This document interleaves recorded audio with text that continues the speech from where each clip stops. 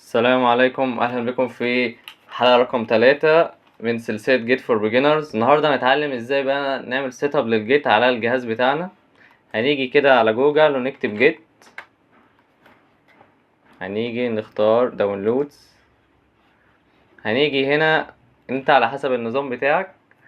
لو ماك هتنزل جيت فور ماك، لو ويندوز يبقى هتنزله الويندوز، لو لينكس عندك هنا الناس اللي بيستخدموا ماك لو انت منزل اكس كود على الجهاز بتاعك يبقى انت عندك الجيت على جهازك، مش محتاج ان انت تنزله.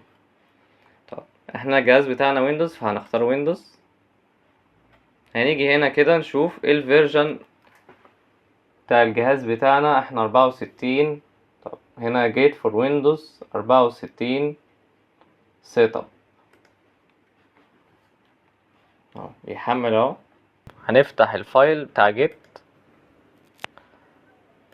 تمام، قبل ما احنا هنسطبه هنروح بس عند السيرش بتاع الويندوز ونكتب cmd، هتظهر لي cmd.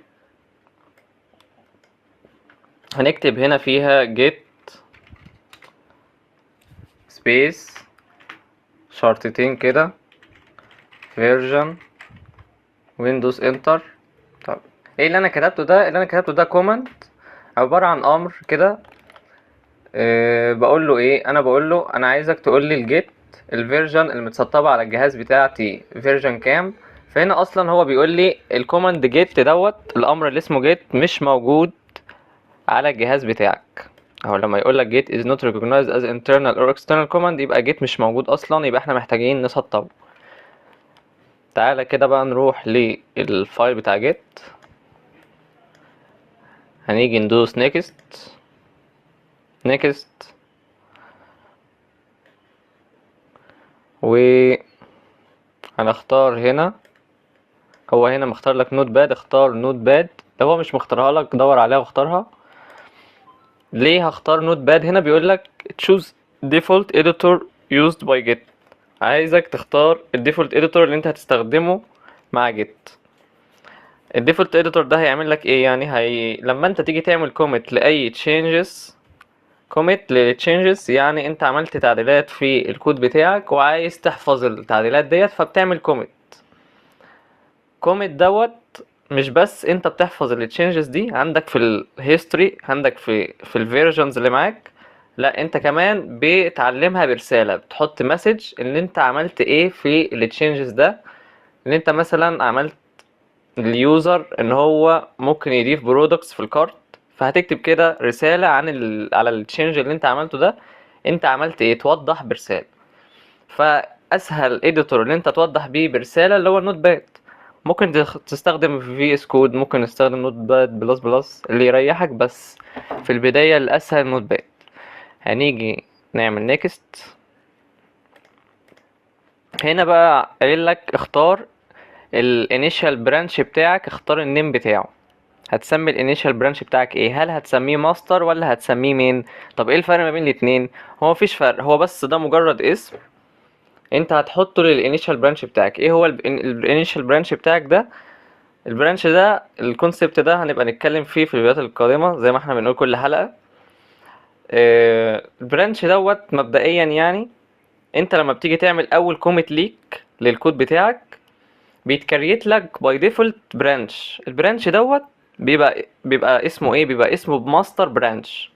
فهو هنا بيقول لك هتسميه ماستر برانش زي ما هما بيبقوا مسميينه، ولا عايز تغيره تخليه مين؟ طب هما ليه عملوا برانش اسمه ماستر وبرانش اسمه مين؟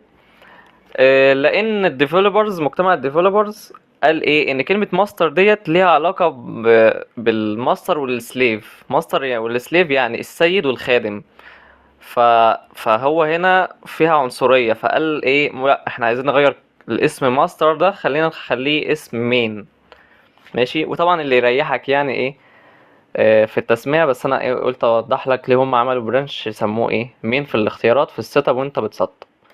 تعالى بقى كده هنا، وممكن لما احنا نيجي نكتب الكوماند بتاع البرانش ممكن نبقى احنا نغير الاسم بتاع البرانش دوت لما بعد ما نخلص تسطيب للايه للجيت، نسميه اي اسم، مش لازم الاسمين الموجودين دول. طيب نيكست. وبعدها تمام نيكست لحد ما اقول لك ان احنا محتاجين نعدل حاجة. تمام نيكست برضو مفيش مشكلة.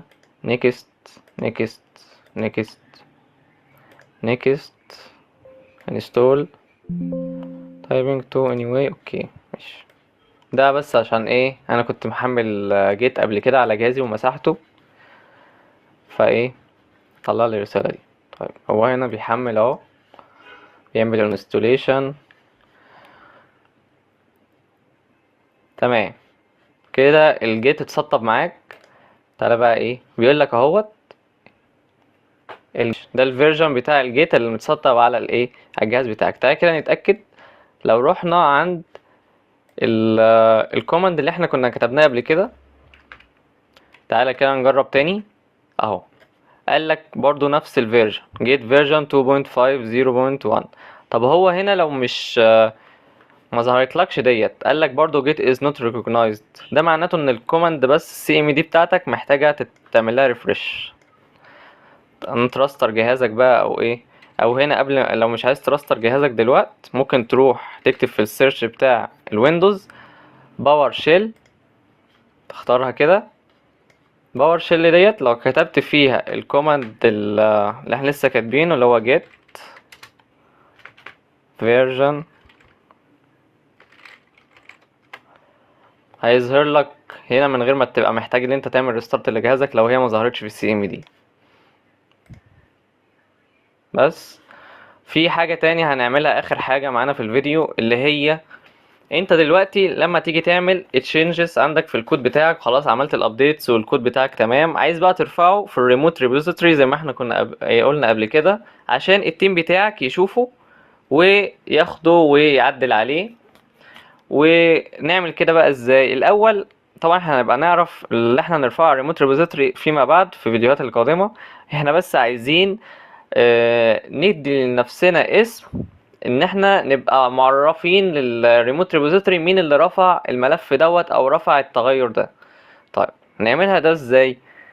هنيجي هنا كده، هنيجي كده عايزين نعمل يوزر نيم للجيت بتاعنا، فاحنا هنكتب ايه؟ هنكتب جيت بعد كده config بعد كده global.